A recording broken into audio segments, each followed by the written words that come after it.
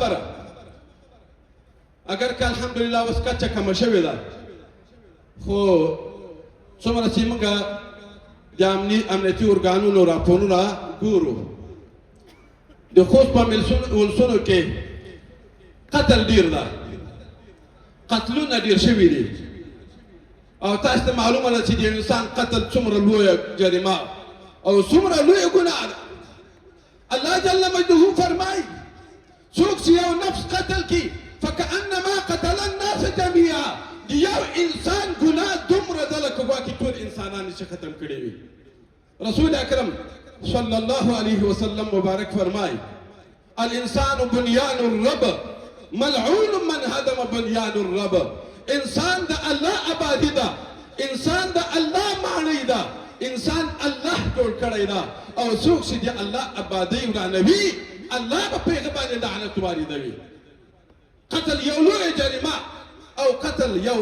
یو ستره ګناه ده یو ستر وحشت ده یو ستر جنایت ده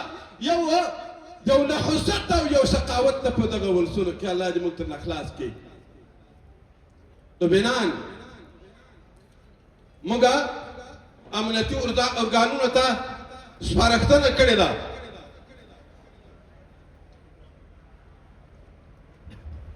چې که چېرته په کومه ساحه کې قتل وسو من به په هغه ساحه کې چې څومره کسان مشکوک د قتل وو او وهم د قتل ورته کېده هغه به ټول راوړو ټول به قضایي ارګانونو ته سپارو او بیا چې څوک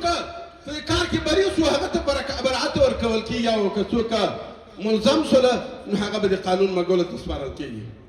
دویمه خبره سپارښتنه هم دا کړې ده چې که چېرته په کومه قریه کې مرموز قتل وسو نو بیا به د قریې ټول خلک راوړل کېږي او بیا به له هغه نه وروسته څوک چې مشکوک سوله هغو ته به قسامت متوجه کېږي او د شریعت حکم دا دی چې 50 کسانو ته به قسم ورکول کېږي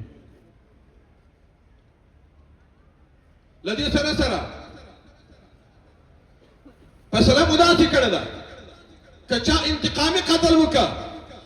یو څوک راجک شو د چا یې پلار قتل که د چا یې ورور قتل که د چا یې تره قتل که او دی په خپل سر راجک شو او د هغه یې قتل که بلکې هغه خلاصه کوي د هغه په کورنۍ کې یو معصوم او محفوظ څوک قتل کوي که چا انتقامي قتل وکړه نو هغه ته به موږ په داسې حیثیت او سترګه ګورو لکه ګواکې ابتدایي قتل یې چې کړی وي دلته نظام موجود ده دلته عدل موجود ده دلته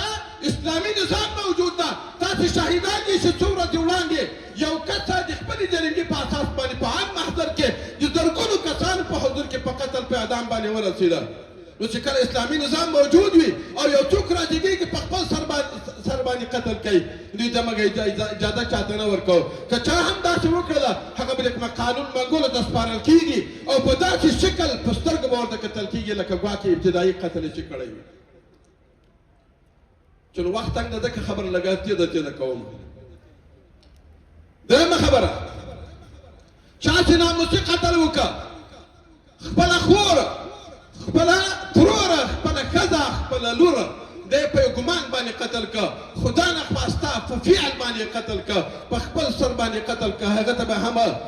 د قانون منګولو ته سپارل کېږي او داسې به کېږي لکه ګواکې چا چې بې ګناه قتل کړی الا ماشاء الله چاته مې اجازه نه ورکوو چې څوک خپله خور خپله لور په یو شک او شبهه باندې قتل کړي او بغیر له د نظام نه څوک اجراات وکړي یو بله پدیده یو لوی وحشت به مونږ کې یو بل رایج ده ډېری ځوانان د مونږه ډېرې خویندې د مونږه په خپل لاس باندې خپل ځان وژني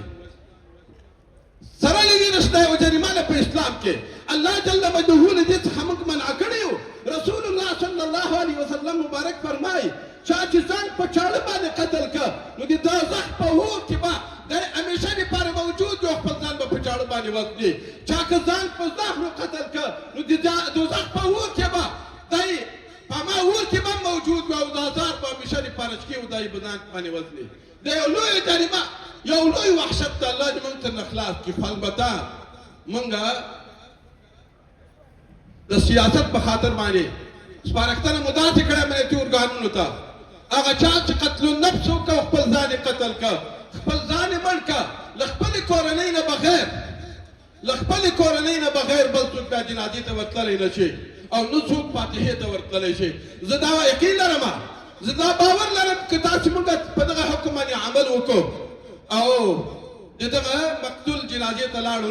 نو بیا به سلګونه ځوانان دې داسې وایي چې د ما جنازې ته چې څوک نه راځي بیا څه هغه عمل زه نه کوم د ما فاتحې ته د ما کورنۍ ته چې څوک نه راځي بیا زه داسې نه کوم نو بنا له تاسې غوښتنه دا ده چې په دغه مسله کې له موږ څخه همکاري وکړئ